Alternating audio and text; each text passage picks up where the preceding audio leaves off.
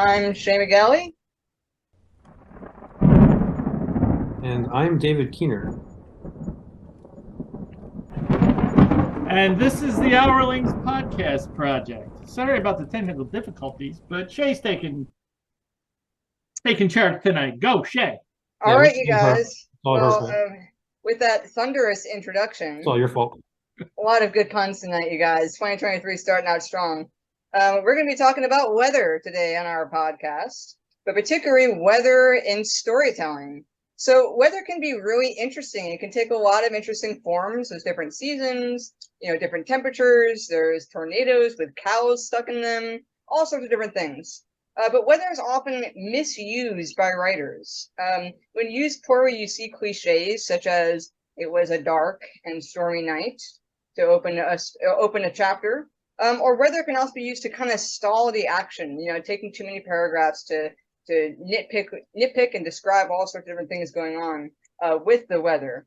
But weather can also serve very important roles in fiction, and I would argue that its two main roles are: number one, establishing and maintaining an atmosphere in your novel or your story, which atmosphere is a very important feature of storytelling, but also very elusive, very hard to teach, very hard to master. But weather can be an aid in establishing atmosphere. And the second role that weather can play, that is a good one, I think, is sometimes weather can be an antagonist in a story. You see lots of man versus nature formulas in storytelling. One very common one is Hatchet, right? All read that book in middle school. So when weather is used as an antagonist, it can also be pretty good. I would say that if weather is being used as an assistant to your protagonist, sort of the opposite of an antagonist, you're probably using it wrong, I would say. Then you get into, I always pronounce this wrong, guys. Ex machina, is that what it is, right? Yeah, you get into Yeah, some she's ex back on. machina situations where, the weather can come and suddenly put wind in the sails or whatever for no reason at all. That may not be the best use of weather. But again, weather can serve really cool roles. We see it played out really neatly in lots of thrower stories, stories like movies like The Day After Tomorrow, where weather is such an interesting foreboding part of the story. It's always a threat. It can be used very well and actually end up pretty cool. So we're going to talk today about the pros and cons of weather, how to use it well, good examples, and let's just, I don't know, dive into it. So I got some questions for you guys. All right, so question one, um, how often, how often should writers describe the weather? Always, sometimes, or never? Go, Dave. Um, I usually describe the weather, but I don't make a big point of spending an entire paragraph on the weather. I'll usually give you enough to know that it's a nice day or it's a rainy day or holy shit, take shelter now. But I'll work it into the text. So sometimes. Usually, because I want you to be able to envision the scene in your head. But like, Yeah. I'm not going to spend an entire paragraph describing the fluffy clouds unless there's a reason for me to do so. Okay. All right. Marty? I'll say sometimes definitely because I think fully half of the books that I write take place in space, Mm. in climate controlled spaceships and space stations, stuff like that.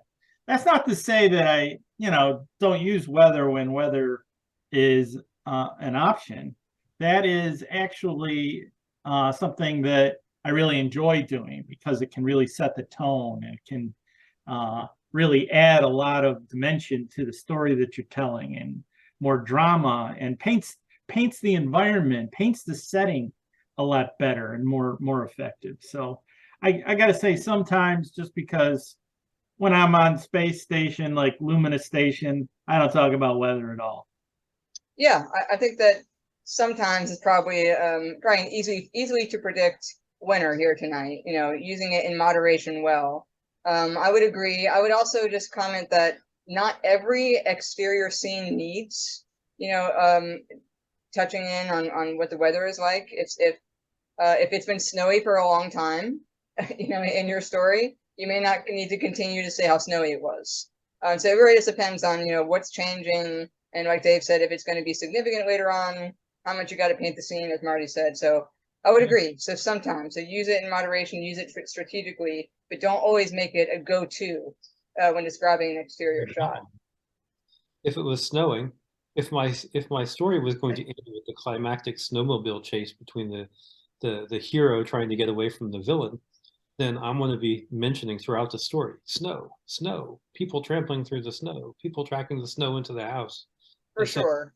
I want you to know what the weather is. But now you're kind of using it in like, more creative ways than just saying it was snowing or it was snowing, right? You're saying that it's being tracked in the house, it's crunching, it's maybe melting now and then. So you're adding in some dynamic features to the weather. I always want to tell the reader what they need to know, but I don't want to go, hey, you need to know this. I just want to put it in. Okay. So I would argue that that's a really good example of using weather as atmosphere, though. So you're saying if it's all leading up to a certain climatic event that involves a feature of weather, you're very subtly and strategically incorporating weather into your scenes and your details and establishing an atmosphere. That's what I would argue. Right, because if I come to the climactic snowmobile chase, right, and you're thinking that this is the Bahamas, like it is behind me, then that's bad, right? I've just whipsawed the reader, and that's probably not a good thing. Mm-hmm. That's fair. All right, so we've talked about wizards. You mentioned tornadoes. My second question is, tell me a time that you used rain well in one of your stories. Let's start with Marty, since I started with Dave last time. Okay, I just happened today to be editing a story called Justice in the Mist, soon to be published. Nice. And in the opening scene of that story, it is raining very heavily. And the protagonist of the story is under shelter that is actually open on 3 sides, but it's raining heavily. And a small boy comes running into the shelter being chased by a villain who our protagonist defeats with an axe. And as he's standing there talking to the boy, he casually pulls or puts his axe blade underneath the eaves so that the rain washing down off the eaves is casually washing the gore off his axe blade. And this, of course, makes the kid, lose his cookies and throw up into the rain. So I love that scene, and Dave actually helped me make that scene better. Nice. With notes he had given me on that story. So I love that rain scene. Anthology, so that's my job. Dave, what do you think? When's the time you used rain well? Well, by coincidence, I have not actually used rain in a story. I have, however, used snow. Interestingly enough, I used snow to provide the ticking clock.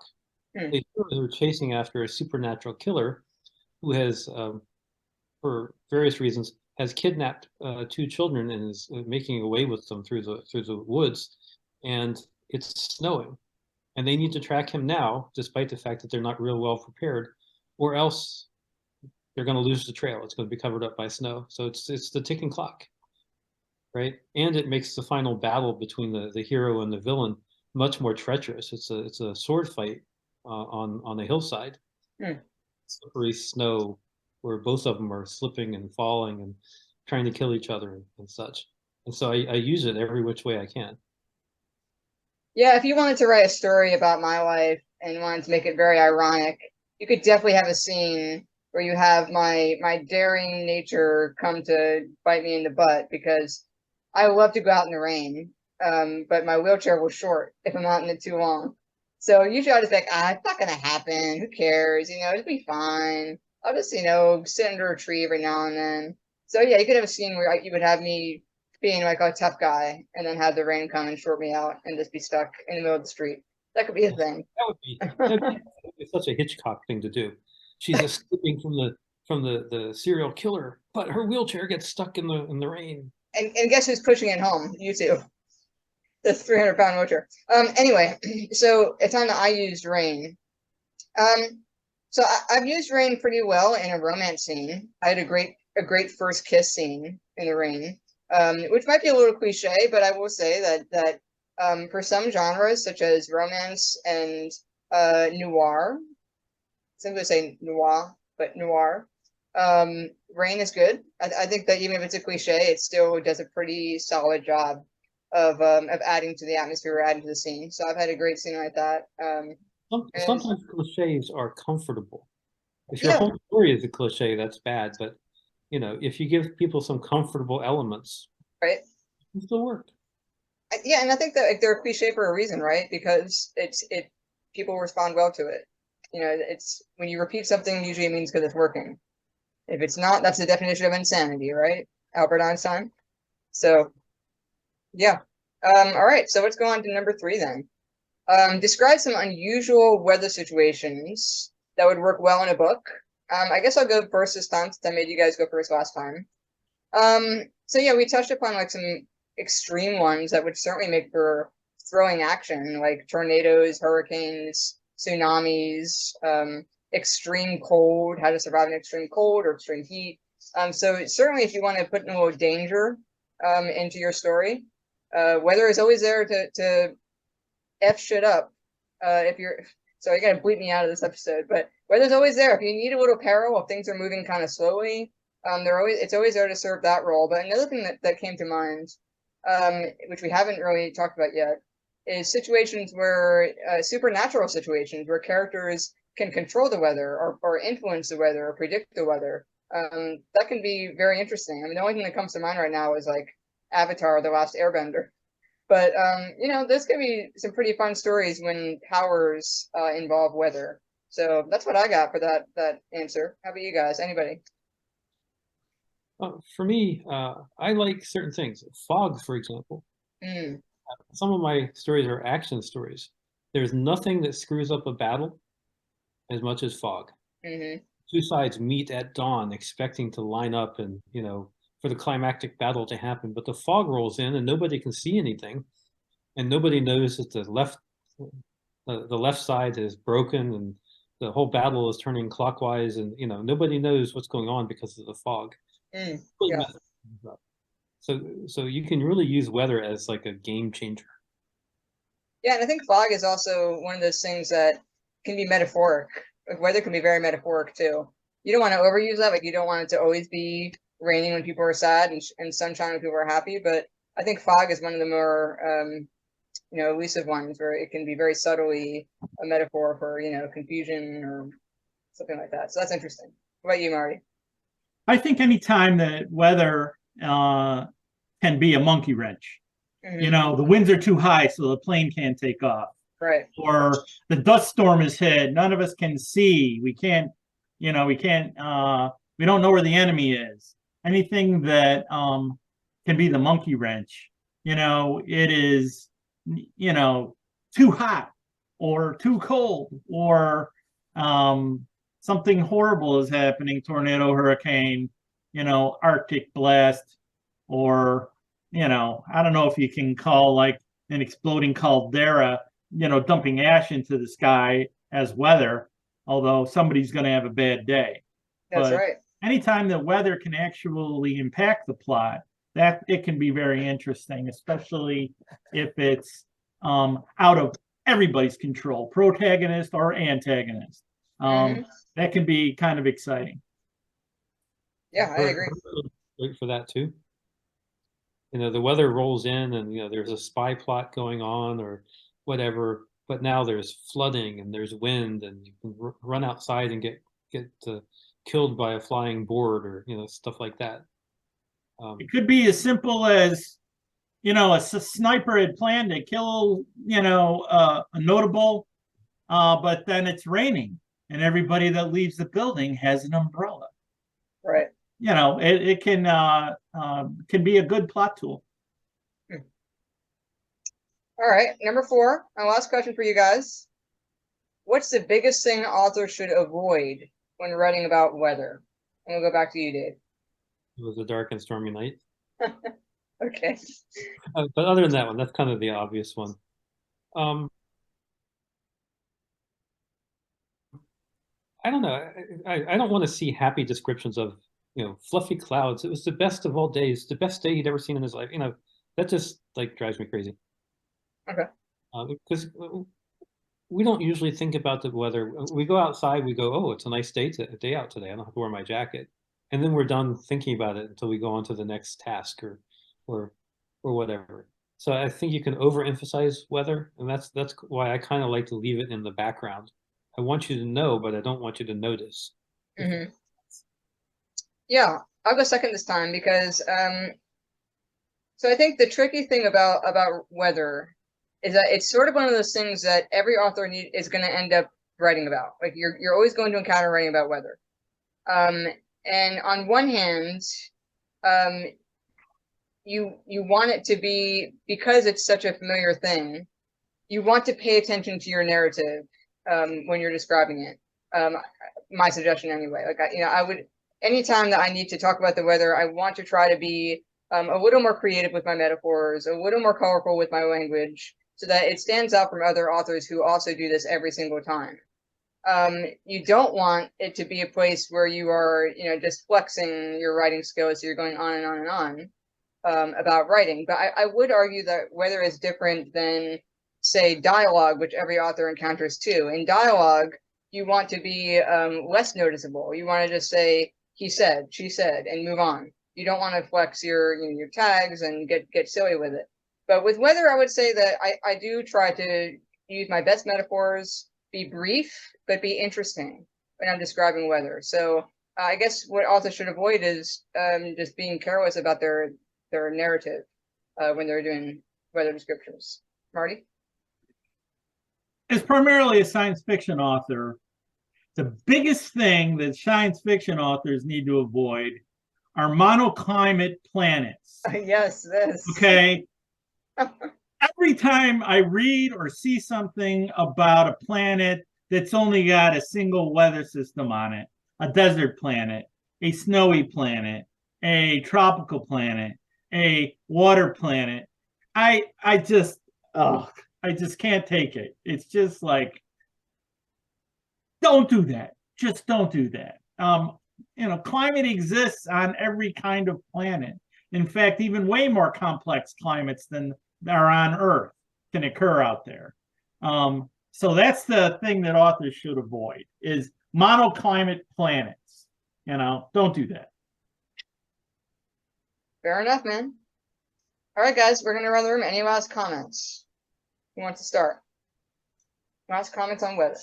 I think if you're really, really good, you can actually use the weather as a contributor to a subtle theme of the story that you're doing. Right. If you keep it subtle, you can associate weather with characters or plots or settings a lot better. But do it subtly. Don't be too heavy-handed with it, and it can work out really good and create much more three-dimensional settings. Nice. Dave? I think, again, you can use weather for effect and for counterpoints. So, for instance, you can use it to emphasize a character's mood, although the rainy and depressed thing is a little bit overdone. You can also use it for a counterpoint. So I have one story that starts out with the character looking up at the sky and noticing the fluffy white clouds and just kind of relaxing, and his gaze goes down, and suddenly there's this incongruous element. There's this black smoke rising into the air, and he continues to look further down, and the major portion of the city is on fire because bad guys have shown up, and he is actually sitting on the roof of the castle tower waiting for the next wave of bad guys to try to come and kill him, right? But right off the bat, you're looking at the fluffy clouds, and it turns out he's just resting before the next set of people are going to come try to kill him. And I thought that was a great way to like counterpoint you into the story and leave you unexpected, surprised at what's happening. Good point. Yeah. My last word is that because weather is so frequent, because you're going to encounter it so frequently when you're writing stories, be mindful and be skillful about weather. It can be a great tool, just like we have, as writers, we have lots of tools in our toolbox. It can be a great tool to practice with, to master, to make your stories better. Don't start chapters with it. So again, dark and stormy night, but even if it's a tropical balmy day, don't start with that either. So that's just my opinion. Maybe you can rock it, maybe you can prove me wrong, but in general, I would advise you against starting with it.